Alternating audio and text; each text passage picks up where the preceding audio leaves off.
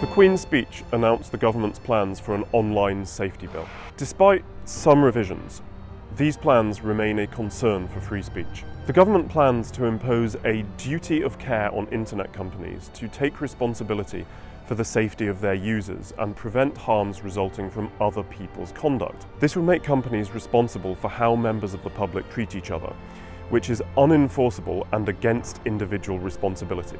Are publicans responsible for how customers behave when they leave? Companies will be issued codes of practice to fulfill this duty of care, meaning they will need to remove so-called harmful content which risks significant adverse psychological impact, not just on children, but on adults. But that could mean almost anything. The regulator will be Ofcom, which will advise the government on disinformation and misinformation, which it thinks is a threat to public safety, a dangerously broad category. But the government has defined misinformation as inadvertently spreading false information, which could mean accidentally stating something that is factually incorrect.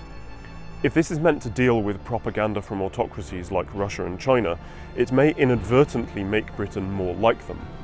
So what needs to happen? We do not believe this bill is necessary.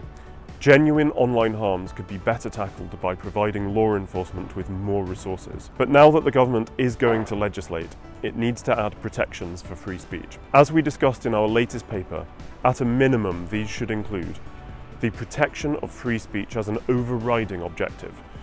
That means no requirement to remove content protected under common law, and no obligation not to publish views that some find offensive.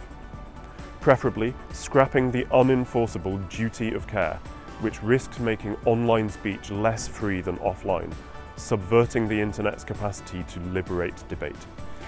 And any reference to so-called disinformation and misinformation should be removed from the bill.